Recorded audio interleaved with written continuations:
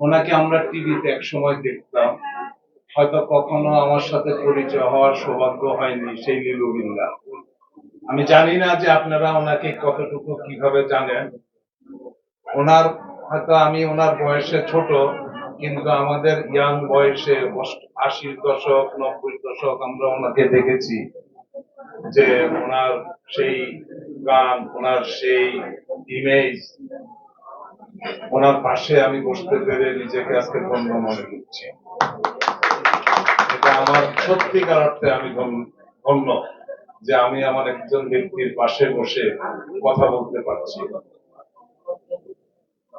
আমি সাইমন তারেক ভাই, আসলে তো উনি কারিগর, নায়ক নায়িকা তৈরি করেন।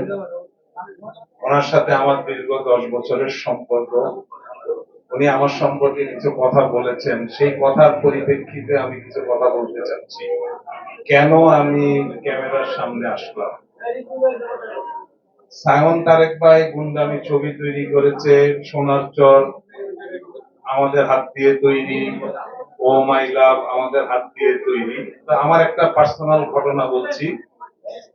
ও মাই লাভ ছবির শুটিং এর পিছনের আসলে প্রযোজনার ইনভেস্টর হিসাবে আমি ছিলাম, আমার সাথে আমার পার্টনার জাহাঙ্গীর শিকদার ছিল। তা আমি একবার শুটিং দেখতে গিয়েছিলাম। শুটিংটা হচ্ছিল পুবাইলে, সেই সাকিব খানের বাড়িতে। আমি দেখলাম, যখন বললাম যে আমি এটার পিছনের একজন ইনভেস্টর, তখন আমাকে ঢুকতে দিল। সত্যিকার অর্থে ছবির পিছনে আমার একটা বক্তব্য ছিল, যে কোনো ছবি ইনভেস্টররা যদি না আসে এবং ইনভেস্টররা যদি শুধু লাভের আশায় আসে, তাহলেও কিন্তু কোনো প্রতিষ্ঠান দাঁড় করে না। একটা সততা নিয়ে আসতে হয়, একটা রুচিবোধ নিয়ে আসতে হয় এবং একটা উদ্দেশ্য নিয়ে আসতে হয়। সেই জায়গা থেকে আসলে আমার ক্যামেরার সামনে আসা। আমি আমার প্রতিষ্ঠান রিয়েল লিংকের জন্ম 16ই জানুয়ারি, আমার ডেট অফ বার্থ। আমি সেই দিন প্রোগ্রামটা করতে পারিনি। ঢাকা ক্লাবে আমি মিউজিক অ্যাওয়ার্ড দিয়ে প্রথম প্রোগ্রাম এবং প্রথম একটি গান রিলিজ করেছি। এটা আমার দ্বিতীয় প্রোগ্রাম। সেদিন আমি প্রথম ছিলাম, একদম নিউ রিয়েল লিংক। আপনারা দেখেন, এটার একটা স্লোগান আছে, গল্প হোক শুরু। গল্প হোক শুরু, এটা অনেকের হয়তো মনে প্রশ্ন জাগতে পারে, স্লোগানটা কি?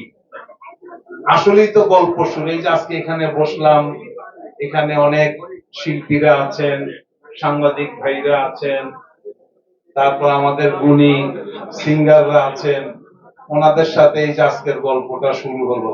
আমরা আসলে প্রতিদিনই আমাদের গল্প শুরু করি। এই জন্য আমার এই ব্যানারের রিয়েল লিংক মিউজিকের স্লোগানটা হচ্ছে গল্প হোক শুরু। আমার মূল উদ্দেশ্য হচ্ছে, মিউজিক ইন্ডাস্ট্রি আসলে একটা আন্তর্জাতিক ভাষা। আমরা অনেক সময় অনেক ল্যাঙ্গুয়েজ বুঝি না, ওই মিউজিক গুলি কিন্তু আমরা অনুভবে আনতে পারি এবং আমরা আনন্দিত হই। আমাদের মনের প্রশান্তি ঘটে মিউজিক শুনে। অর্থ না বুঝলে অনেক সময় আমাদের, আমি মনে করি যে মিউজিকটা একটা আন্তর্জাতিক ল্যাঙ্গুয়েজের মতো। এখানে নিজেকে এবং যারা যারা নতুন শিল্পী আসছে, যারা যারা নতুন কাজ করতে চাচ্ছে, যারা মিউজিশিয়ান, যারা এর পিছনে কাজ করছেন, সামনে কাজ করছেন, আর্টিস্ট মেকআপ থেকে, আসলে প্রত্যেককে আমরা যদি তুলে ধরতে পারি, নতুনদেরকে যদি তুলে ধরতে পারি, পুরাতনদেরকে এনে যদি তাদের অভিজ্ঞতা কাজে লাগিয়ে যদি আমরা আমাদের এই প্রতিষ্ঠানকে আগামীতে নিয়ে যেতে পারি, তাহলে আমার এই প্রতিষ্ঠান সার্থকতা লাভ করবে। হয়তো এখানে প্রশ্ন আসবে যে আপনি কি শুধু ক্যামেরার সামনে আসার জন্যই কি এখানে আসছেন? না, পৃথিবীতে প্রত্যেকটা কাজেরই কিন্তু একটা আউটপুট আসে।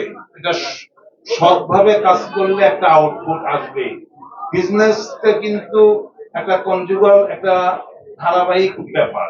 কিন্তু সততাটা কি? সততা হচ্ছে যে আমি একটা ইন্ডাস্ট্রিকে, একটা মিউজিক ইন্ডাস্ট্রিকে যদি সামনের দিকে এগিয়ে নিয়ে যেতে পারি, যারা নতুন আছে, যারা পুরাতন আছে, তাদের সমন্বয় সত্যিকার অর্থে মিউজিকের পাশের লোকদেরকে যদি আগামীতে নিয়ে যাওয়া যায়, তাইলে সেটা যে কোনো ধরনের সম্মান হোক, ভালোবাসা হোক, অর্থনৈতিক বিষয় হোক, সেটার একটা প্রতিদান আসবেই।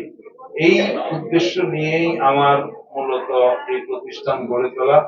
আমি চেষ্টা করব আপনাদের সবাই, বিশেষ করে সাংবাদিক ভাইদের সহযোগিতা, শিল্পীদের সহযোগিতা এবং এর পিছনের কারিগরদের সহযোগিতা পেলে আমি ইনশাল্লাহ এই প্রতিষ্ঠানকে একটা সৎ এবং সত্যিকারের প্রতিষ্ঠান হিসাবে এখানে দাঁড় করানোর চেষ্টা করব। আমাদের প্রতিবন্ধকতা কি, যারা পুরাতন আছে ওরা নতুনদেরকে আসতে দেয় না, বলে যে আর পুরান পাগলে ভাত পায় না, নতুন পাগলে। আসলে এগুলি বলে বলে নতুনদেরকে আসতে দিচ্ছে না বলেই হয়তো দেখা গেছে যে 3, 4 জন 5 জন লিড করতেছে, তারাই মনোপানি করতেছে এবং তাদের মতো করেই সবকিছু চলতেছে। তো সেই পয়েন্ট অফ ভিউ থেকে আমি সবাই সর্বাত্মক সহযোগিতা এবং নতুনদের যারা কাজ করেছে